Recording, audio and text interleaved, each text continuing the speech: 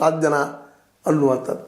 ಯಾಕೆಂದರೆ ನಾನು ಪ್ರಶ್ನೆ ಮಾಡುವಂಥದ್ದೆಲ್ಲ ಸ್ವತಃ ಸುಪ್ರೀಂ ಕೋರ್ಟ್ ಅಡ್ವೊಕೇಟ್ ಬಾಲನ್ ಅವರು ಕೇಳ್ತಾ ಇದ್ದಾರೆ. ಒಂದು ವೇಳೆ ಈ ಯಾರ ಮೇಲೆ ನಾವು ಆರೋಪ ಮಾಡ್ತಾ ಇದ್ದೀವಿ ಅವರನ್ನು ತನಿಖೆ ಮಾಡಿಸುವಂತಹ ಶಕ್ತಿ ಸರ್ಕಾರಕ್ಕೆ ಅದನ, ಆ ಮೀಟ್ರ್ ಅದನ್ನು, ಆ ಗಟ್ಟಿತನ ಅದನ್ನು, ಸತ್ಯ ಹೊರಗೆ ಬರುವಂಥದ್ದು ಕೇಳುವಂಥದ್ದು ಶಕ್ತಿ ಅದನ್ನು ಅವ್ರಿಗೆ ಅಂತ.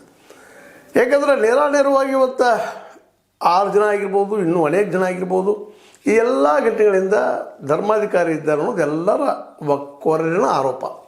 ಅದು ಸತ್ಯ ಸುಳ್ಳು ಬೇರೆ, ಅದು ಇವ್ರದ್ದೆಲ್ಲ ಆರೋಪ ಏನಪ್ಪ ಅಂದ್ರೆ ಧರ್ಮಾಧಿಕಾರಿ ಹೆಗ್ಗಡೆಯವರು ಅಂತ.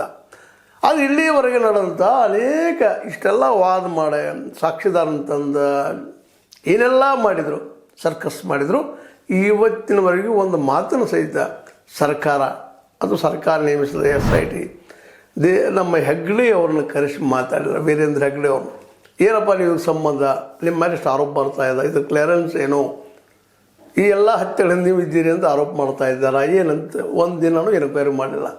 ಮುಂದೆ ಎನ್ಕ್ವೈರಿ ಮಾಡ್ತಾರೋ ಭರವಸೆನೂ ಇವತ್ತು ಉಳಿದಿಲ್ಲ.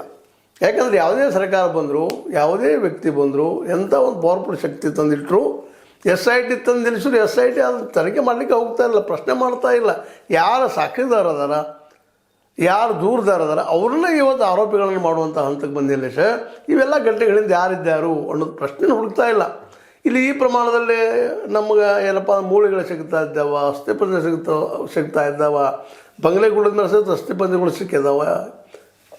ಒಬ್ಬ ಚಿನ್ನ ಹೇಳಿದಷ್ಟು ಪ್ರಮಾಣ ಸಿಕ್ಕಿರ್ಲಿಕ್ಕಿಲ್ಲ, ಅದು ಸಿಕ್ಕಿದ್ದನ್ನು ಸುಳ್ಳಲ್ಲ, ಸಿಕ್ಕಿದಾವೆ, ಇಲ್ಲ ಅಂತ ಇಲ್ಲವೇ ಇಲ್ಲ, ಅದಾವಲ್ಲ. ಅದು ಇಲ್ಲಿವರೆಗೆ ಅದ್ರ ಬಗ್ಗೆ ಏನಾಯಿತು, ಯಾರು ಮಾಡಿದರು, ಇನ್ನೂ ಇಲ್ಲ. ಇನ್ನೂ ಅದನ್ನು ಉತ್ತರ ಹುಡುಕಲಾರದ ಕೇವಲ ಇದನ್ನು ಮಾಡಿದವರು ಇವ್ರು ಮಾಡಿಸ್ತಾ ಇದ್ದಾರೆ. ನಮ್ಮ ಇವನ ಬಾಯಿಂದ, ಭೀಮನ ಬಾಯಿಂದ, ನಂತರ ಚಿನ್ನಯ್ಯ ಆದಾಗ ಬಾಯಿ ಬಿಡಿಸಿದಾಗ ಆ ವಿದ್ಯುತ್